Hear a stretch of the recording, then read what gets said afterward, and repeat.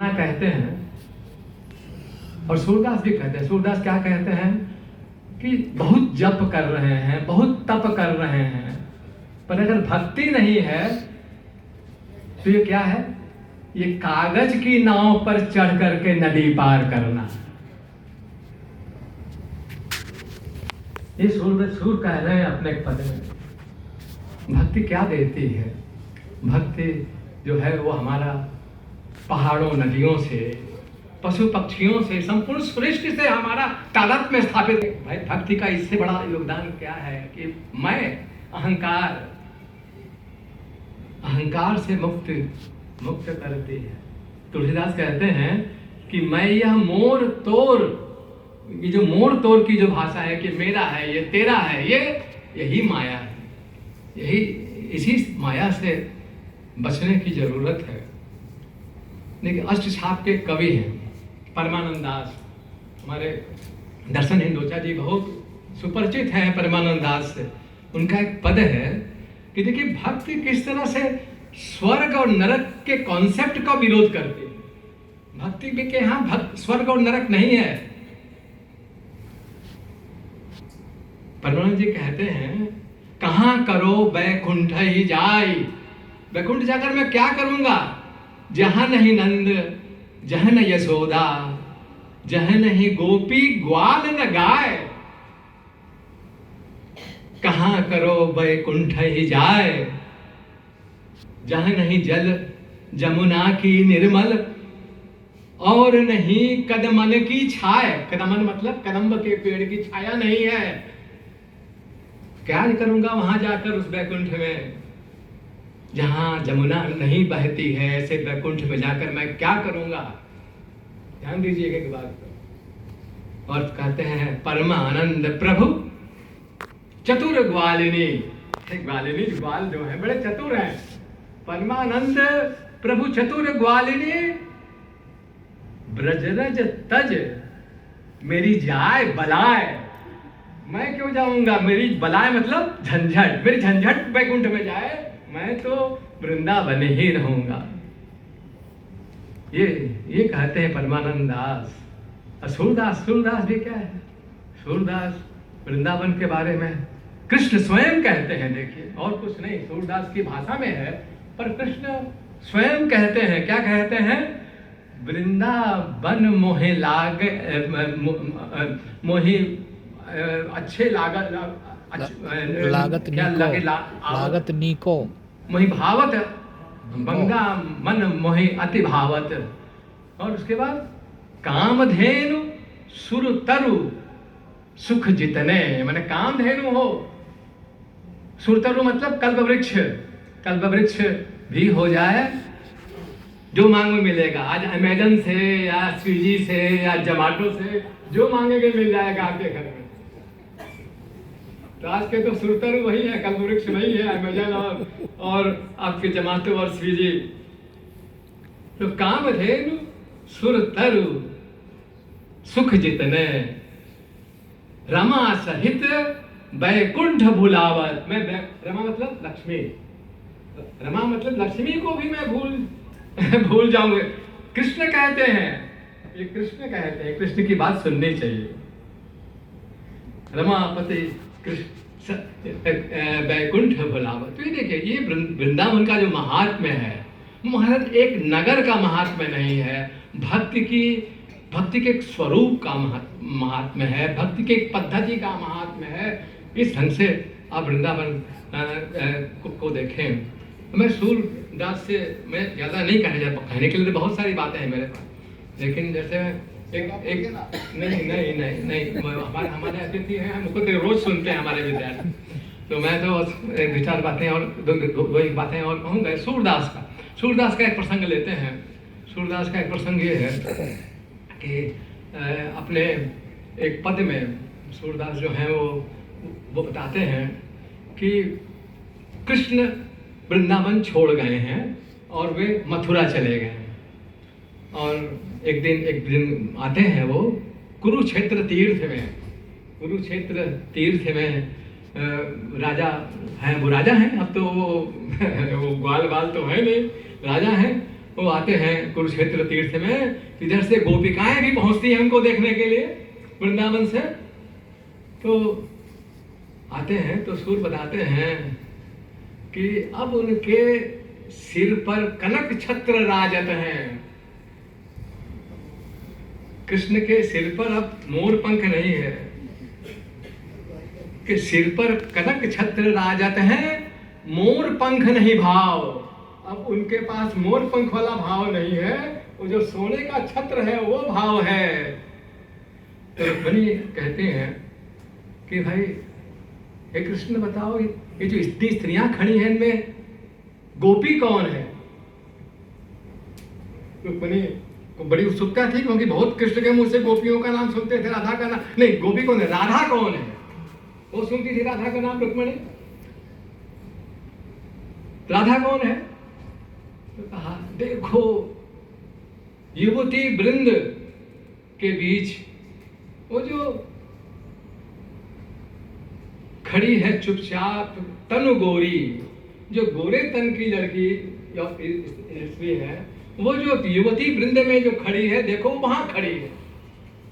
उसके बाद रुक्मिणी क्या करती है कि रुक्मिणी जाती है राधा के पास और बैठ करके राधा को बुलाती है, उसके पास बैठ के सूरदास पर टिप्पणी करते हैं कि ये जो दो व्यक्ति हैं, ये बहुत दिनों की बिछुड़ी जैसे दो ऐसे, रुक्मिणी राधा ऐसे भेंटी, रुक्मिणी राधा से ऐसे भेंट करती है जैसे बहुत दिनन को बिछुड़ी एक बाप की बेटी।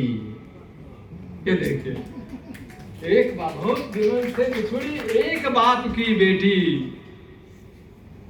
रुक्मिणी और राधा एक ही नदी के दो किनारे हैं, और किसी नदी के दो किनारे हो जाएं तो नदी दो नहीं हो जाती। तो ये है रुक्मिणी और राधा का ये जो संबंध है। और रुक्मिणी चुप है, उदास है, और यहाँ तो कृष्ण के माथे पर कनक छत्र है। अब राधा और कृष्ण के बीच इन नई स्थितियों में अब वह सख्य भाव नहीं है, अब क्या है, अब वो राजा और प्रजा का भाव है। अब कृष्ण राजा है और राधा प्रजा है। ये पूरा एक ट्रांसफॉर्मेशन, ये जो एक बड़ा, और यहीं पर सूरदास भक्ति का अर्थ भी खोल देते हैं। कृष्ण पहुंचती है, अब आखिरी बार, ये कृष्ण और राधा से आखिरी मुलाकात है। कृष्ण पहुंचते हैं राधा के पास, और इसी पर सूरदास ने एक पद लिखा है, बहुत प्रसिद्ध पद है उनका, राधा माधव भेंट भई। ये आखिरी भेंट है जो कृष्ण की राधा से होती है। और वो देखते हैं कि चुप है, अकेली है, उदास है राधा, क्योंकि कृष्ण छोड़ गए हैं, वृंदावन छोड़ गए हैं, तो मथुरा में राजपाट संभाल रहे हैं। अब उनके सिर पर कनक छत्र है, मोरपंख नहीं है। तो ये कृष्ण समझाते हैं कि मैं और तुम अभिन्न हैं। और किस तरह अभिन्न है, बड़ी सूरदास जी बड़ी सुंदर उपमा देते हैं, जैसे घन दामिनी, मतलब जैसे घन में बिजुरी, बादल में जैसे बिजुरी, और बिजुरी के साथ बादल जैसे अभिन्न है। बादल के बिना बिजुरी की कल्पना नहीं करते हैं, और जहां भी बिजुरी होगी वहां बादल होंगे। तो कृष्ण, हे राधा, मैं और तुम अभिन्न हैं। और समझा बुझा करके राधा को भेजते हैं कि तुम जाओ वृंदावन, वृंदावन पठई, मतलब ये है कि उनको वृंदावन भेज देते हैं। और ये एक बताते हैं कि भक्त और भगवान का संबंध जो है ये कैसा होता है, वो अभिन्नता का संबंध होता है। वही कहा भक्ति रस का मतलब जो अभिन्नता पैदा करे। तुलसीदास ने लिखा, कबीर ने तो लिखा ही, जैसे कबीर का एक उदाहरण मैं तो बता कि भक्ति कैसे होती है भाई, कैसा ज्ञान होता है, जो भक्ति में ज्ञान होता है वो कैसा होता है। तो क्या होता है कि आप तो जानते ही हैं कि बहुत प्रसिद्ध दोहा है कबीर का, ढाई आखर प्रेम का पढ़े सो पंडित होए, पोथी पढ़े पढ़े जग मुआ पंडित भया न कोय, ढाई आखर प्रेम का पढ़े सो पंडित होए। तो कबीर का एक और दोहा है, एक और पद है उसमें देखा है कि एक पंडित जी जो हैं वो बकायदा बैलगाड़ी पर, गाड़ी पर भी नहीं, बैल पर बहुत सारे ग्रंथ लाद करके चले थे कि कबीर किधर है, बहस करूंगा उससे, शास्त्रार्थ करूंगा, बहस करूंगा, कबीरा का घर किधर है। जहां सिलहली गैल, कहाँ घर है भाई, कहाँ कबीर का घर है? जहां पहाड़ पर, कबीरा घर शिखर मतलब कबीर का घर पहाड़ पर है, और ऐसे पहाड़ पर है कि जिधर से अगर पांव न धरे पिपीलिका चींटी भी अपना पैर नहीं रख सकती है। और पंडित लादे बैल, पाँव न धरे पिपीलिका पंडित लादे, जहां सिलहली गैल और पाँव न धरे पिपीलिका और पंडित लादम बैल पर ग्रंथ का लाद के जाओगे, वहां तो चींटी भी पैर नहीं रख सकती है, फिसल जाएगी। और चींटी ईश्वर कैसे सुनता है भक्त को, इसका उदाहरण दे करके मैं अपनी बात खत्म करूंगा। मैं ज्यादा नहीं बोलना चाहता आपके बीच में, क्योंकि हमारे विद्वान वक्ता हैं, हमारा पूरा अच्छा संगीत का कार्यक्रम है। हम विद्यार्थियों से कहेंगे अनुरोध कि आप रहिए, बैठिए। एक आखिरी उदाहरण देना चाहता हूँ। वो आखिरी उदाहरण यह है कि ये सूरदास जी कहते हैं भाई भगवान जो है वो कैसे सुनते हैं भक्त को।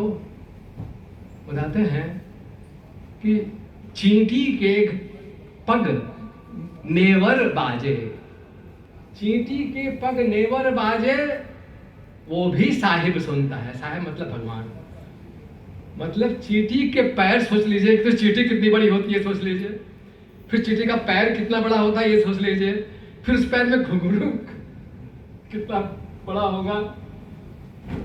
नेवर बाजे, नेवर मतलब घुंघरू, चींटी के पग नेवर बाजे, सो भी साहेब सुनता है। साहेब मतलब भगवान, वो भी सुनता है। और फिर जब भक्ति पैदा हो जाती है तो कबीरदास जी कहते हैं कि जैसे गंगा तीर, गंगा का जैसे जल है, तुलसी कबीरा मन निर्भय हुआ। भक्ति निर्भय भी करती है। भक्ति का क्या महानता है? हम कोई पूछे कि भक्ति ने क्या 1200 सालों में भक्ति ने हमारे देश को, भारत को क्या दिया? निर्भयता दी, निर्वैरता दी, और ये कहा कि भाई वस्तुओं के माया में ना फंसो। आज जो कंज्यूमर कल्चर है, कंज्यूमर कल्चर ने वस्तुओं का एक ऐसा मायावी जाल बिछा दिया है कि हर आदमी सोचता है कि अमुक चीज को हमारे घर में आना चाहिए। कई बार तो ऐसा होता है कि व्यक्ति जो है वो भगवान को कब याद करता है, मंदिर कब जाता है? किसी न किसी लोभ से जाता है कि भाई हम बच्चे जाते हैं कि भाई हमारा परीक्षा में 80% नंबर आ जाए। व्यवसायी सोचता है कि जरा मुनाफा हो जाए, वो कांटेक्ट मिल जाए तो आपको हम लड्डू चढ़ाएंगे, ये करेंगे, वो करेंगे। एमएलए एमपी जा रहे हैं, हमको भाई जिता दो तो हम तुम्हारे लिए ये कर देंगे, तो वो कर देंगे, तो ये चढ़ावा करेंगे। ये सब लोग भगवान को भी घूसखोर बनाने में लगे हुए हैं। इस विडंबना, ऐसी विडंबनापूर्ण युग में हम रह रहे हैं। तो आप देखिए कि ऐसे वातावरण में हमारे ये सब जो कवि हैं वो क्या कहते हैं, और उन भक्त कवियों ने लंबा आंदोलन किया 1200 वर्षों का, जिसे हम लोग हिंदी में भक्ति आंदोलन कहते हैं। लंबा आंदोलन किया, और उस भक्ति के आंदोलन ने जो दिया वो ये दिया, वो ये बताया उसने कि प्रेम ही सर्वोच्च ज्ञान है। ज्ञान का निचोड़ क्या है? प्रेम है। प्रेम ही मानवता का सर्वोच्च शिखर है।